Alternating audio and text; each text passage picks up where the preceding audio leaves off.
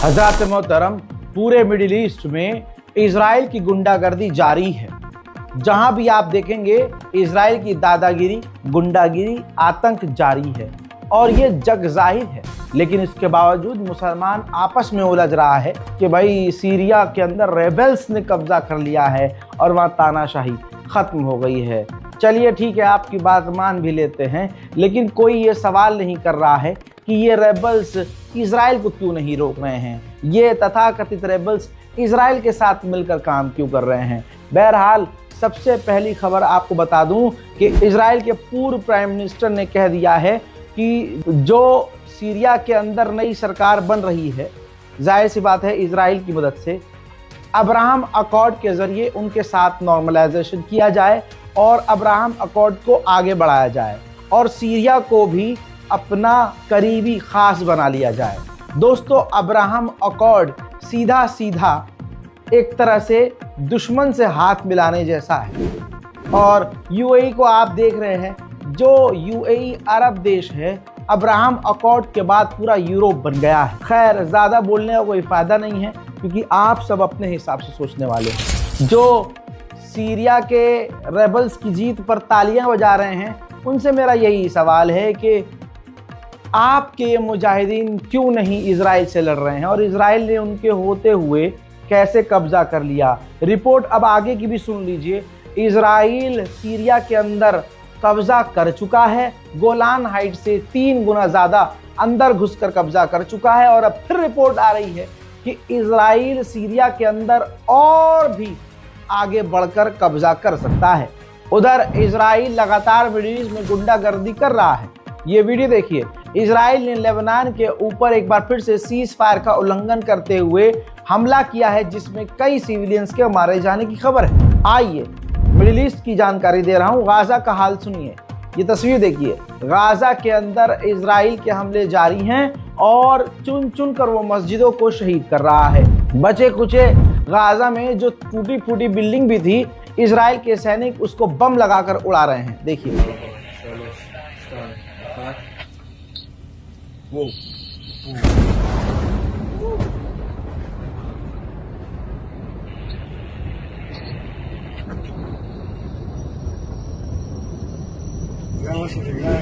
वहीं इजराइल के सैनिक गाजा के अंदर इंडोनेशियन हॉस्पिटल के ऊपर आर्टिलरी यानी तोप के गोले दाग रहे हैं।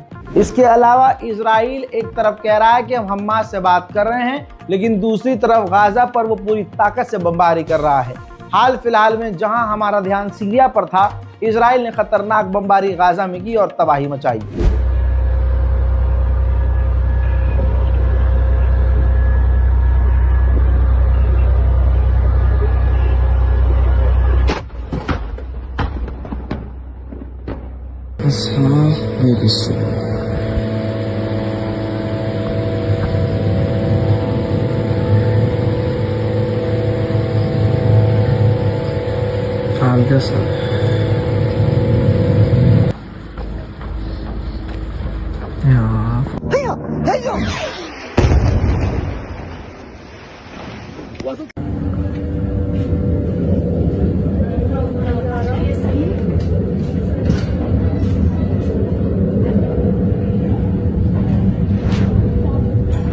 सिर्फ नवंबर के महीने में ही 18 पत्रकारों को गाजा के अंदर इजराइल कत्ल कर चुका है और साथ ही जब से ये जंग शुरू हुई है, 79 सिविल डिफेंस के लोगों को इजराइल अपने हमलों में कत्ल कर चुका है। गाजा के अंदर भुखमरी सबसे बड़ा हथियार बन चुकी है।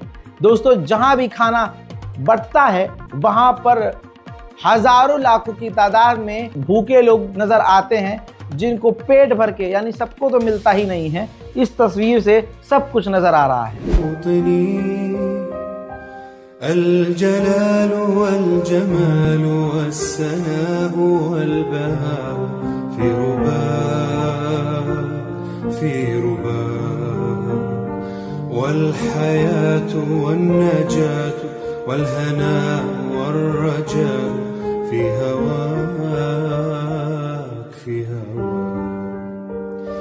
هل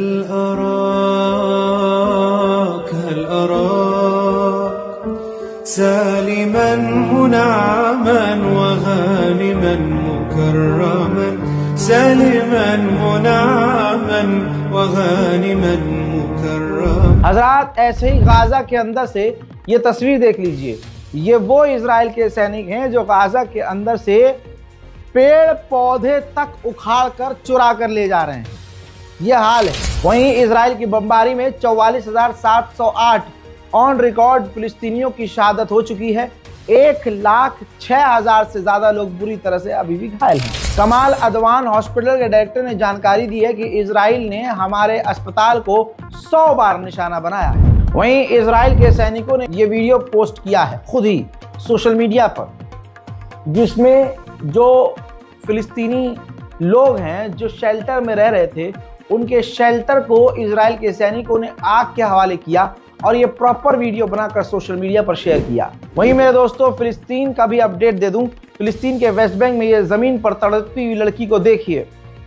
इजराइल के सैनिकों ने इस नौजवान फिलिस्तीनी लड़की को गोली मार दी है, जो बाद में तड़प तड़प कर मारी गई। वहीं फिलिस्तीन के दूसरे शहर रामल्ला में इजराइलियों ने ये देखिए पोस्टर बैनर लगा दिए हैं, जिसमें अरबी में लिखा है कि फिलिस्तीन का कोई अस्तित्व नहीं है, यहां से निकल जाओ। इजराइल के नए विदेश मंत्री ने नेतन्याहू के लिए अपनी कोर्ट से, इजराइल की कोर्ट से मांग की है कि उनके खिलाफ जो कोर्ट में केस चल रहा है, सुनवाई चल रही है, उसको पोस्टपोन कर दिया जाए, क्योंकि सीरिया में बहुत कुछ हो रहा है जिसमें नेतन्याहू की सबसे ज़रूरत है और वो कोर्ट मामलों में उलझे रहे तो वो इन मुद्दों पर ध्यान नहीं दे पाएंगे। सीरिया में तख्ता पलट देखने के बाद यमन की सरकार के मिनिस्टर ने कहा है कि हमारे मुल्क में जो हुथीज हैं, अब उनका भी तख्ता पलट और उनका भी सफाया हो सकता है। उधर कनाडा की यूनिवर्सिटी में हजारों पाबंदियों के बावजूद वहां के छात्रों ने फिलिस्तीनियों के लिए आवाज बुलंद की है।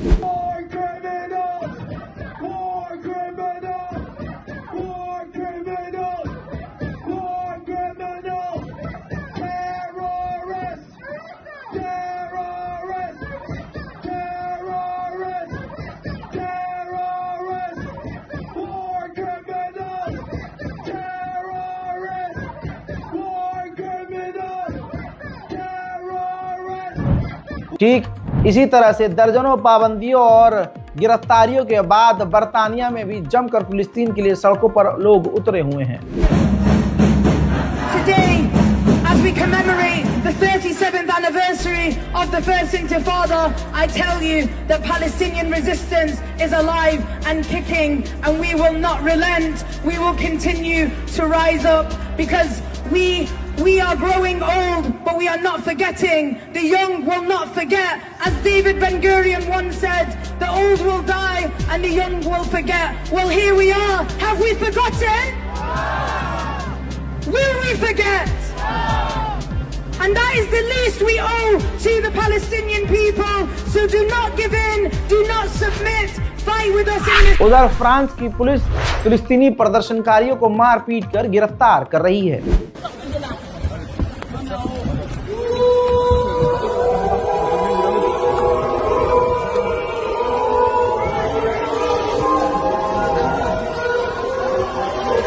ठीक इसी तरह से अमेरिका में भी फिलिस्तीन के लिए और इजराइल के खिलाफ प्रदर्शन जारी है। As silence spreads and walls surround, the USA, with bloodied hands, fuels the fire, helps it expand.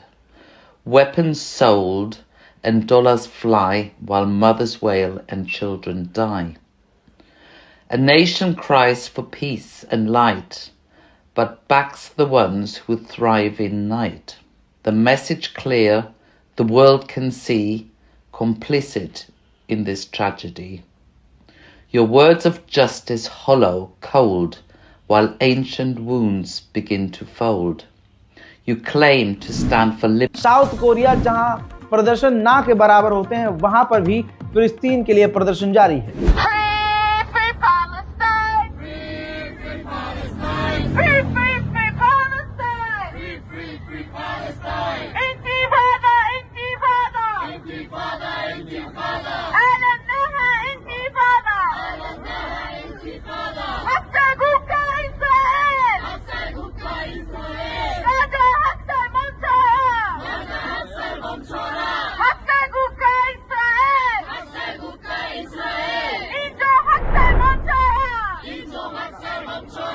बात करें इजराइल की तो इजराइल के अंदर नेतन्याहू के खिलाफ दिन प्रतिदिन गुस्सा बढ़ता जा रहा है। यहूदी लाखों की तादाद में नेतन्याहू के खिलाफ प्रदर्शन कर रहे हैं, मांग कर रहे हैं कि हमास से डील कर ली जाए।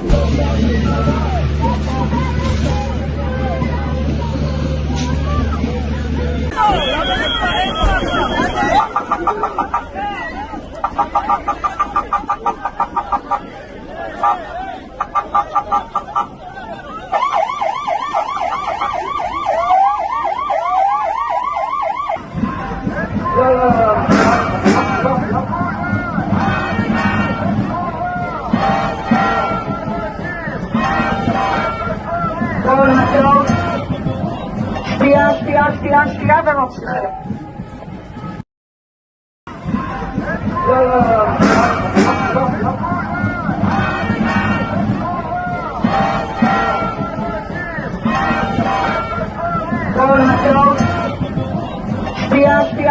שנייה וממשיכים. वहीं गाजा में हमास के हमले में एक इजराइल के सैनिक की मौत हो गई है। वहीं इजराइल का एक सैनिक लेबनान में मारा गया और 5 बुरी तरह से घायल हैं। कहा जा रहा है कि हिजबुल्लाह के लड़ाकों के द्वारा जो माइंस बम बिछाए गए थे, उस हमले में, उस विस्फोट में एक इजराइल के सैनिक मारा गया और 5 घायल। मेरे दोस्तों, कुर्सी का भूखा एर्दोगान अब असली जबान बोलने लगा है। एर्दोगान ने सीरिया में जो कांड किया, उसके बाद असली चेहरा उसका सामने आ गया। एर्दोगान का घमंड अब बोल रहा है और घमंडी इंसान कह रहा है कि अब पूरी दुनिया में सिर्फ 2 लीडर बचे हैं, एक मैं और एक पुतिन। सुनिए। Biz bunu tabii diplomasi atakları diyoruz. Bu diplomasi ataklarını devam ettirmek. Şu anda da dünyada liderler arasında zaten 2 kişi kaldık. Şu anda bir ben varım, bir de Vladimir Putin var.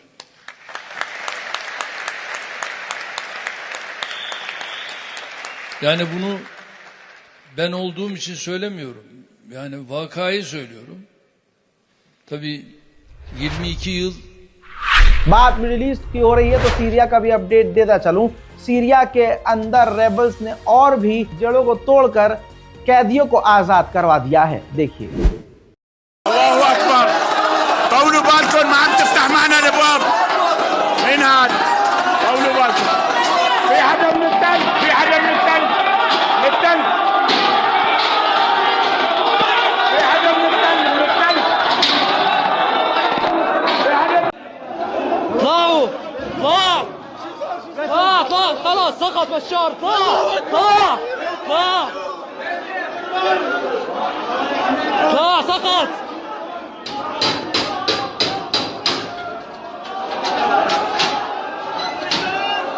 مبروك. طلع طلع طلع طلع طلع. فتح السجن فتحوه. فتح السجن. الله اكبر. لقوا الباب الرئيسي. لقوا الباب المخفي. لقوا الباب. يا رب يا رب يا رب. मेरे दोस्तों, कमाल की बात यह है कि अभी भी बहुत ऐसे मुसलमान हैं जो इन रेबल्स को सपोर्ट कर रहे हैं। बहुत मेरे खुद के जानने वाले हैं जो तुर्की में रहते हैं, वो इनको सपोर्ट कर रहे हैं। सबका अपना अपना चॉइस हवाई करो, लेकिन फैक्ट पर भी ध्यान दो। हजरात मोहतरम, इन रेबल्स ने अमेरिका और तुर्की से वादा किया है कि हम आपकी सेना पर हमला नहीं करेंगे, यानी उनकी मौजूदगी इन्हें मंजूर है। फिर काहे का देश आज़ाद। दूसरी बात, इन्होंने वादा किया है कि ISIS, हम दाइश संगठन को यहाँ पर एक्टिव नहीं होने देंगे। उधर हमास ने गाजा के अंदर अपने लोगों से कहा है कि हमारे एरिया में जो जो इजराइल के कैदी हैं, उनके नाम और उनकी जानकारी इकट्ठा करो ताकि इजराइल के साथ हम डील कर सकें।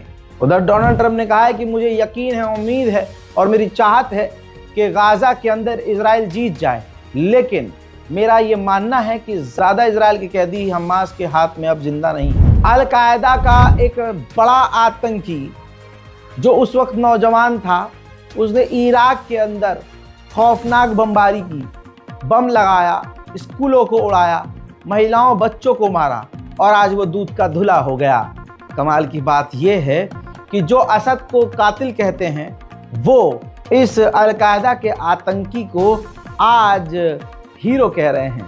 CNN को इंटरव्यू देते हुए इन रेबल्स के लीडर, जो पहले आतंकी संगठन का सरगना हुआ करता था अलकायदा का, जिसने खतरनाक नरसंहार इराक में किया, उससे CNN की पत्रकार ने सवाल किया कि आपने इराक में कत्ल किया, कत्लेआम किया, आपने बम लगाया, बम उड़ाया, स्कूल उड़ाया, सिविलियंस को मारा, उस पर आप क्या कहेंगे? तो मुस्कुराकर उसने कहा कि उस वक्त मैं बच्चा था। मेरे दोस्तों, चंद सेकंड का ये वीडियो। الولايات المتحدة وغيرها تور، أنت كنت جزء من منظمات عملت هذا الشيء، قتل المدنيين والتهجير وغيرها. يعني أنا لم أفعل هذا الشيء يعني، بس شو هو على الصعيد الشخصي أنا لم أفعل هذا الشيء. هناك حالة يعني يجب أن تكون يعني ضمن سياقها يعني سياق التاريخ يعني. وجرت حرب في العراق كبيرة جدا، والناس التهبت مشاعرها من هذه الحرب، وهب كثير من الناس ذهب إلى هناك. ظرف الحرب هناك ساق الناس إلى अमाकिन मुतअद्दिदा यानी फकान। हज़रात मोहतरम, मिडिल ईस्ट में ये सब कुछ आतंक किसी और का नहीं है, सिर्फ इजराइल का है। जो भी मिडिल ईस्ट में हो रहा है इसके पीछे दो देश हैं, एक अमेरिका है और एक इजराइल है। इन्होंने इतना फितना फैला दिया है कि आज मुसलमान एक मुसलमान से ही लड़ रहा है। मेरे दोस्तों, उम्मीद करूंगा कि कुछ दिमाग आप लगाएंगे और चीज़ों को समझने की कोशिश करेंगे। आप कुछ भी करेंगे, कम से कम शिया सुन्नी आपस में लड़ाई दंगा फसाद से बचेंगे और हम सब एक रहेंगे। मैं हूं रजा और आप देख रहे थे रजा ग्राफी अनस्क्रिप्टेड। जय हिंद।